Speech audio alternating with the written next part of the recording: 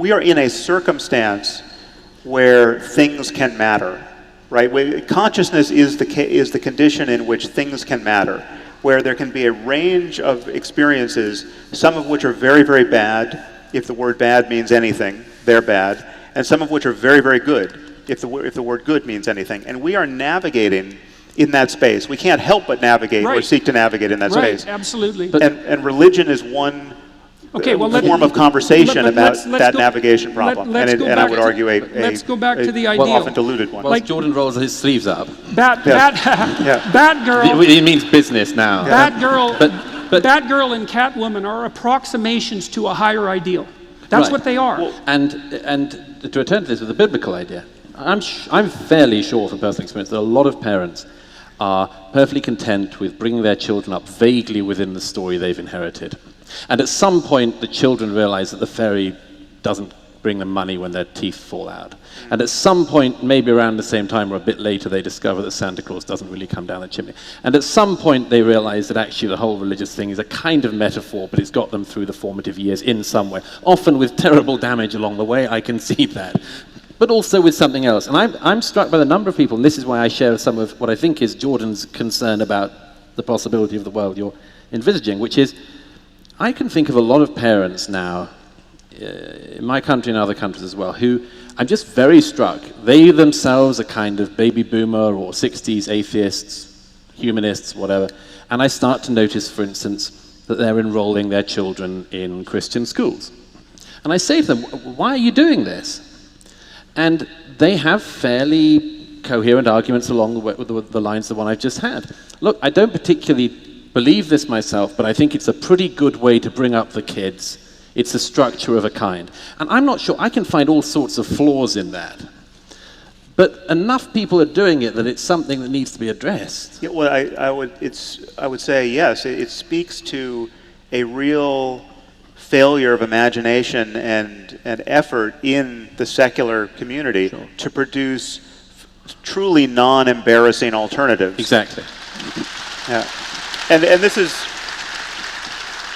across the board. This is not just school. This is how do you conduct a funeral? How do you get married?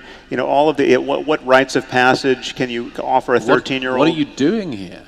What are we doing here? Yeah. Just to be the first people in history to have absolutely no explanation for what we're doing at all. Is a big moment. Yeah. Yes. And that's the. That sharpens up my concern perfectly, because to shrink back from that moment and resort to one of the pseudo stories of the past, I consider to be a failure of nerve, both intellectually and morally. So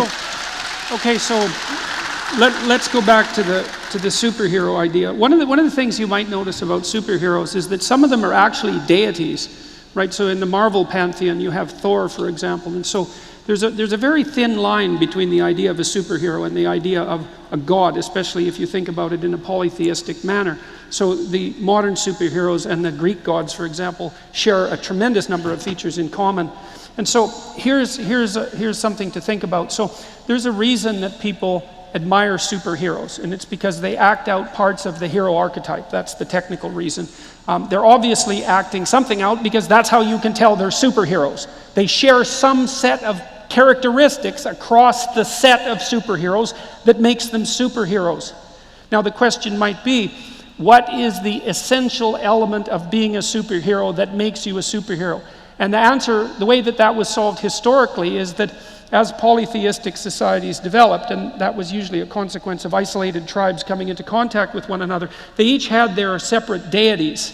And then over the course of time, those deities warred in actual wars with people, but also conceptually. And out of that polytheistic framework was extracted something that was vaguely monotheistic, as all of those cultures came together to try to determine what their highest ideal should be. So that's the God of gods, that's a way of thinking about it, or the King of kings, that's another way of thinking about it. And that's an implicit ideal. Well, and you could make the case that there's nothing more... Tell that to the Hindus. You tell that to the Hindus. I mean, we've got 1.2 billion people, or maybe it's 1.4 now, who are operating in a religiously saturated system that does not conform to that ideal. There is no one on top of it all. Well, there's still associated. Arguably, there's three on top of it all, but there's still an attempt to generate that polytheistic, to integrate that polytheistic reality underneath a single rubric, or you have nothing but continual dissociation of the culture.